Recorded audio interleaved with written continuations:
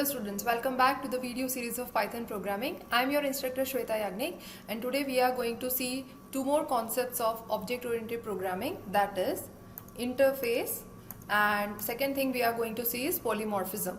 So first, interface is like an abstract class. So in last lecture we have seen what is abstract class. Abstract class is a class which is having abstract methods, but in addition to it, it can also contain some of the concrete method. While in case of interface, we can only have abstract methods. So the interface concept is not explicitly supported by Python. So in Python we have to use abstract class as an interface. So in last lecture we have seen how to define abstract class. Okay, so we'll be using that concept in order to apply the concept of interface. So we cannot instantiate abstract class as it is having the abstract method. Similarly, interface cannot be instantiated. We can create subclass in order to define a method, okay, and give the body. So next we are going to see polymorphism. As the name suggests, poly means many and morphism means forms. So either operator or method exhibits different behavior in different context. Here we mean context means in case of different parameters being passed to the method, it behaves differently. So it provides flexibility to use the same method name to perform the different operations. Okay, so in order to implement the polymorphism, Python is supporting following methods. The first is duck typing, then method overloading, operator overloading, and method overriding. So now we are going to see practically how to implement interface and how to realize polymorphism. Now we'll see how to implement interface using abstract class. So here we are importing from ABC module all the components. Those, as we have seen earlier, in order to implement abstract class, we need to import this module. Similarly, we'll be doing over here. So class, my class, is a subclass of capital ABC class. So in order to have an abstract class, it needs to be subclass of capital ABC class. Okay, so that is what we have done, and it is having abstract method called connect, which is having no body, that's why we have written pass. Now secondly, another abstract method disconnect, which is also having no body, that's why we have written pass. So this is the interface we have declared, okay, which is having two methods. So now our next target will be, we'll be having one more class will be which will inherit this interface. So class Oracle, which will inherit my class, okay, which is our interface, which will give body definition to the connect method as well as disconnect method. So the class which inherits the interface, its responsibility to give definition to all of its abstract methods. So now we'll be having one more class called MySQL, which is also subclass of my class, which inherits. So both the properties are defined within that class as well. So now we'll be creating object of my class, okay, then we try to access connect method and disconnect method. So here we expect that the MySQL's connect version will be displayed and MySQL's disconnect method version will be displayed. Similarly, we'll be creating one more object, or let us keep it aside and we'll do it one more time later.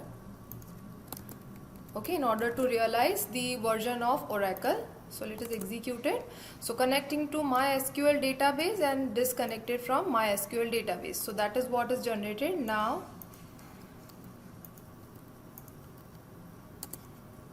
Now we are now here X is having the object of Oracle, so its version must be called.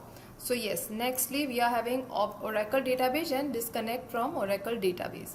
So this is how the interface will be realized in Python. Now we'll see another way of getting the name of class from user dynamically at runtime. and we'll be creating class name and object from the string which we have got from user. Okay, so here we'll be asking name of the class to the user. Okay, so he can give name of MySQL, Oracle, or any other. Okay, so that is what will be taken from user. Then convert the string into class name. This is the new concept using globals method. Okay, so in Python, globals method returns the dictionary of the current global symbol table. Now let us execute and verify what is its content. Here I am giving a name XYZ. Okay, and this is the dictionary, okay, key value pair mapping, where you can see all the class and its parent class relationship. So this is all the content of the globals method.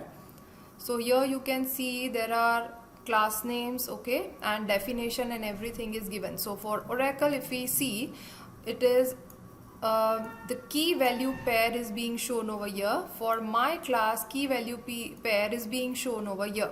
So for my class, okay, within my class it is the thing Oracle, MySQL, within main MySQL is there. So this is how the key value pair being generated for globals. So now we'll just comment this out because we will not be requiring this part, and we'll be asking user to give the valid class name. Then we'll be converting that into class name, and we are providing that as a key search. Whatever value being given by the user will be searched in a key, and corresponding value will be displayed. So that class name will be reflecting, because key is suppose my class, its corresponding class name will be there, as we have seen in the output of globals. So next we are creating one object, and we'll try to access the method definition for that particular object. Okay, so first of all we'll try to give name of the class as MySQL. That is one of the valid class names. So let us execute it, and I'm giving MySQL. As we know, the definition of MySQL is there already. Okay, so class name will be generated dynamically, and its object will be created, and corresponding method is generated. Now I'm giving Oracle. Okay, this is the class name. This is the string whose corresponding class name will be searched in global, okay, symbol table, that is a dictionary, and corresponding object will be created and will be given access to its method. Now here by mistake, if I give the class name of our interface, that is my class, okay, if I give this name, then we'll see what happens. As we know, as per the theory, we cannot instantiate the interface. So now I'm trying to execute it, give the name of interface, and try to create the object. It's not possible because it can't instantiate abstract class. So I hope you have understood the concept of interface, okay, but very similar to abstract class. But here abstract class can have concrete method while interface cannot. Now we'll see polymorphism in Python. The first concept is duck typing. Okay, as the name suggests, if it talks like a duck and walks like a duck, it must be a duck. Okay, so in Python, as we know that the data type is dynamic, will be assigned to the variable. That means if x is equal to suppose 5, okay, its data type will be definitely integer. So we can see by type method x, okay, and we'll see that. So yes, it has given the data type integer to x, but over here if I give name, which is a string, and now if I re-execute, it will be changed to string. So the data type of the variable depends on what is the content being assigned to that particular data type. Similarly, the object, okay, will be assigned the data type according to the class. Okay, so that is what we'll see practically over here. So here we are having one class called bird, okay, and it is having a method called fly, which is the instance method having single parameter, which is a self-reference. Then its body is having fly with wings. We are having second class called plane. Again, it is having the same name method, okay, and the name the body will be slightly different. And another class called fish having swim method, and according to messages displayed, so that we can differentiate. Now here the attributes having same name are considered as duck typing. So object will be assigned first bird class object, then plane class object, and lastly we'll be assigning object of type fish. So here we'll be using slightly different concept of for to assign different types of class to the object variable obj. So obj first will be pointing to bird, then in next iteration it will be pointing to plane, and in next iteration it will be pointing to fish. So this is how object variable will be pointing to different class in different iteration. So here type of object will be shown for our reference, so that we can identify what is the class it is currently pointing. And next we'll try to access the method, okay, fly. Now here this is having bird is having fly method, plane is having fly method, but fish is not having fly method, and we are still trying to access the fly method using object of fish in the last iteration. So it must give us error. So let us check. So yes, first it has been accessed properly with bird being the object type. Second, object type is plane. In third iteration, object type is fish, which is not having fly method, and that is why we'll be having such error message. Now we'll try to achieve polymorphism by doing method overloading. Now the meaning of method overloading means methods which are having same name but different signature. Here with signature means name of the number of arguments are different. But in Python, method overloading is not directly supported, but we'll be using some other concept in order to achieve method overloading. So first of all, we'll see what are the problems we are facing. So here we are having a class bird having method fly, okay, and here we are having its own body. And similarly we are having a fly, same method name, but signatures are different. That means number of arguments we are changing. So here we are having one more argument, okay, and some simple message, so that we can differentiate between two different types of methods. Here we have created object of bird. We have tried to access the fly method, which does not require any of the argument. That means we are expecting our this method will get executed, and here by this call we want to target our second method will get executed. But let us see how it is behaving for in Python. So here I am trying to access it, missing one required positional argument. That means this particular thing is not possible, because it is expecting to have one more argument. That means for Python this only exists the definition of valid definition of the fly method. Okay, now in order to solve this we'll be using the conditions, okay, and default argument concept. So as you can see over here, my class is having sum, okay, first self-reference, second first argument, when it is by default it is having none, B by default value is none, and C is having by default value none.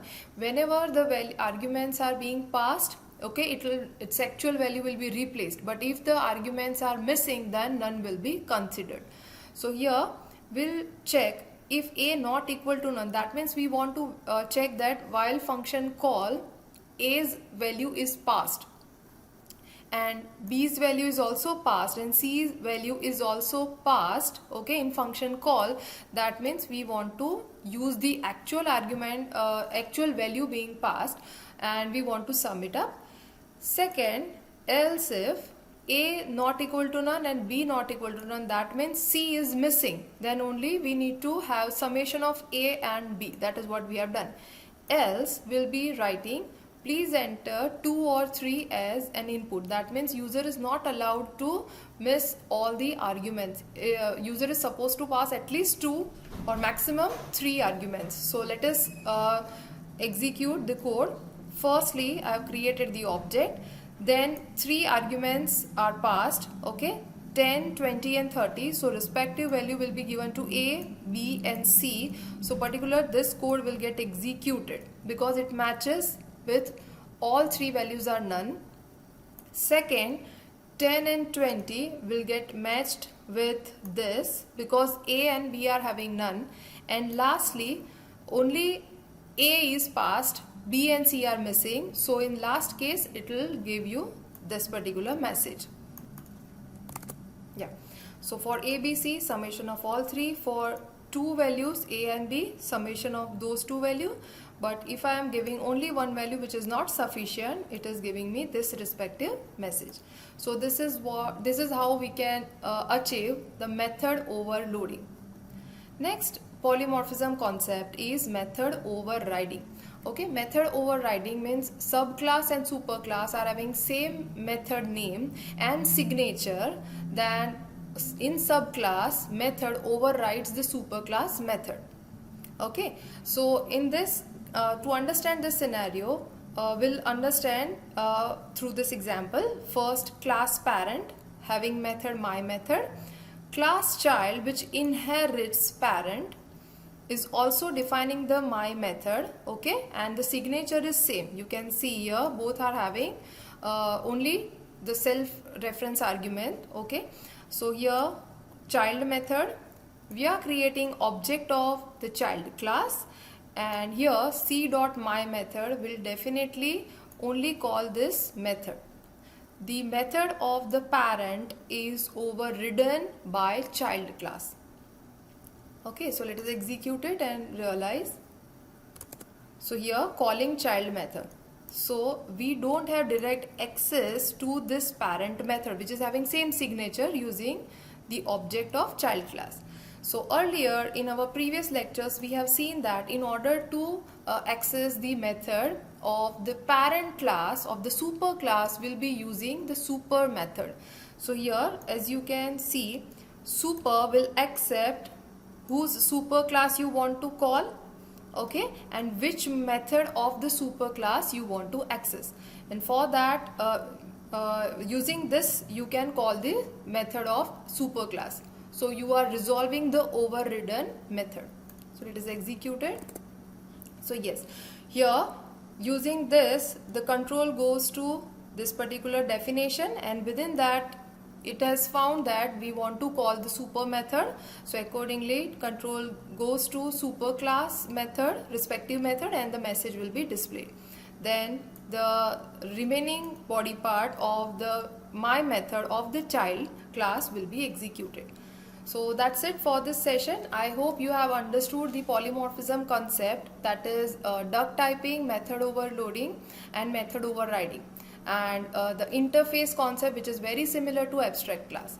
So see you soon in the next class. Till then, happy learning.